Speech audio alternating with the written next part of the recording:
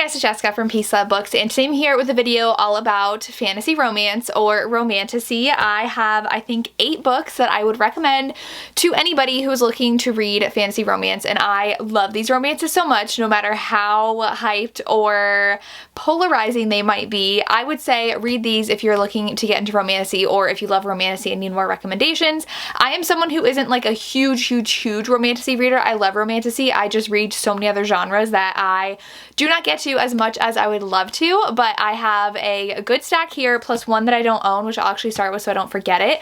The first one I want to recommend is Direbound by Sable Sorenson. This one was recently republished, and book 2 does not come out until like March, which is a while away, but this one is so good. This one has like the Direbound where there are people who are bonded with wolves, and so the heroine's sister is taken in the middle of the night, and she is like freaking out and she doesn't know what to do. She decides to join basically like their military in order to be able to track down where her sister went, and little does she know that they are about to go through this rite or this kind of competition in order to bond with dire wolves, and so she is freaking out, and it goes from there. That's all I really want to say, but this was so good. My only pet peeve is that there's a lot of spice between her and not the hero, where you know from the beginning this guy is not our hero. You know the signs, you know from the moment we meet the actual hero he's going to be the actual hero, but love the action in here and loved like the unraveling of things in here and the secrets and the just overall world building and storytelling. Loved this one. Then a new favorite of mine this year is Reign of Shadows and Endings, plus the rest of the series. I am very new to Melissa K. Rorick. I haven't finished the series yet. I've only read 1 and 2, and then I read book 1 of her previous series.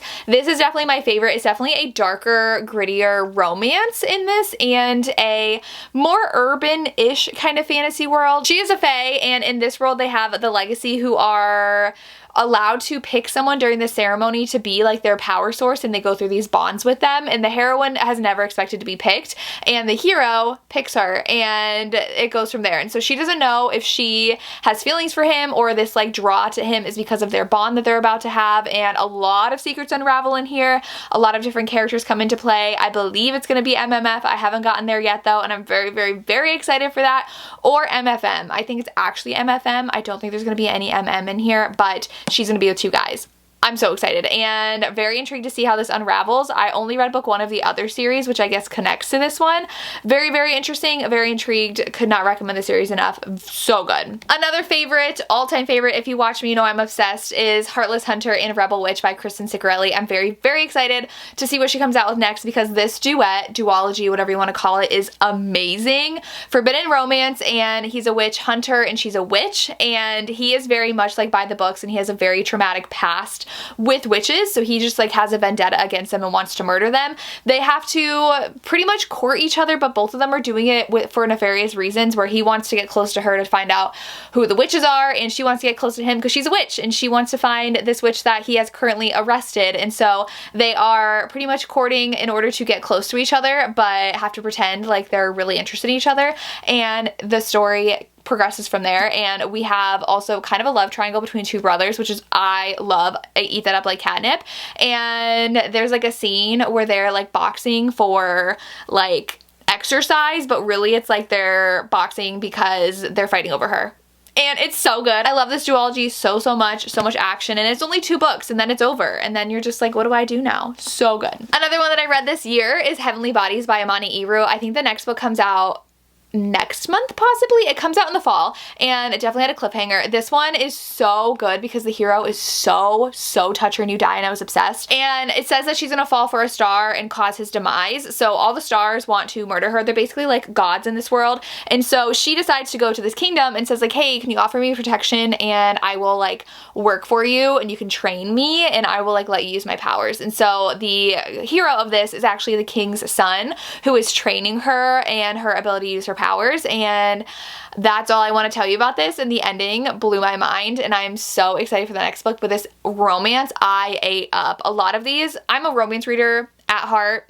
If you follow me, you know that. I read only romance, and so my romancy books have to have a really good, yearning, passionate romance, and this one definitely does. Another new favorite that I read last month is Blood and Steel. You should not be surprised that I'm talking about this. This book is so freaking good. In this one, there's a prophecy that a woman wielding a sword will be the downfall of their world, and so they literally outlaw any woman being able to wield a sword, and the heroine has always wanted to fight, and so she watches like the training happen secretly and trains secretly. She has a weapon, and someone finds her and turns her in, and then she begs them to let her actually fight and train, and they're like, maybe if the kingdom allows it, so why don't you go travel to the kingdom and ask the king and the other royals if you're allowed to.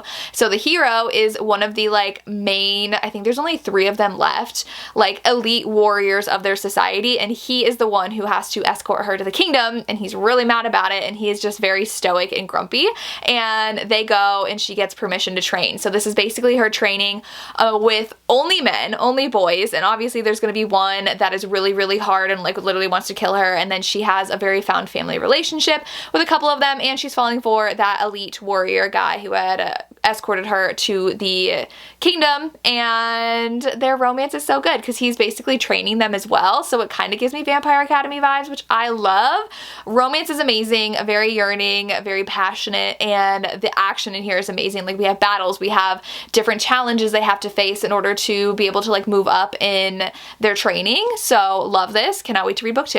I also really love Courtless, Cruel, and Lovely. In this society, the king literally like steals powers and magic, and if you are caught having magic, you are literally killed, and so they do go around from like village to village to test people for powers to make sure no one's hiding any. The heroine has some, and it kind of comes out that like kind of a lot of people have powers that they've been hiding, and so her mother literally like throws her in a river and is like, run, and so she runs and she washes up on shore, and there's this group of like vigilante guys that find her, and they're like, well, sucks to be you, and they literally leave her, and then later on find her again and realize that her powers could help them sneak into the kingdom, which is where they are heading, and so they kind of use each other. They literally like help her survive, and she's gonna help them get into the kingdom, and the story goes from there. It is so fast-paced and action-packed, and this romance is with the guy she literally dreamed about, and I love that kind of trope where it's like she dreams about him before even meeting him, and then you're like, oh my gosh, you are important.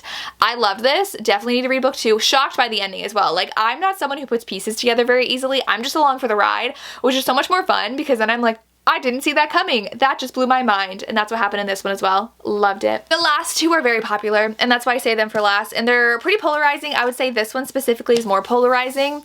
Powerless by Lauren Roberts is so freaking good. The heroine is powerless in a society where you're literally killed if you have no powers, and she has been hiding the fact that she is powerless by having really good attention to detail and acting like she has like some kind of mind magic, that she's been trained by her father to do that, and so she accidentally gains attention when she literally saves the prince's life. This is the prince who is second in line, so he's not in line for the throne, and he is the enforcer for the crown. He is our hero, and she ends up having to enter this competition for the king, and she has to basically kind of fight to the death in order to reach the end, and the hero is also involved in this competition.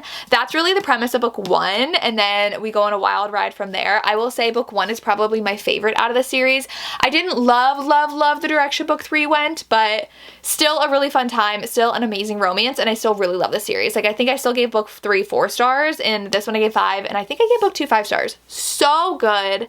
Even though a lot of people like to hate on this series, I love it. And the last one is my all-time favorite romantasy, probably of all time, maybe one of my favorite books of all time, House of Earth and Blood by Sarah J. Maas. I sob every single time I reread this book. I really do want to reread these. Well, I don't know if it's over. I don't know where Sarah J. Maas is going. There are 3 books in this series, and I've cried in every single one. I get goosebumps in book 3 when I read it. That book was so freaking good.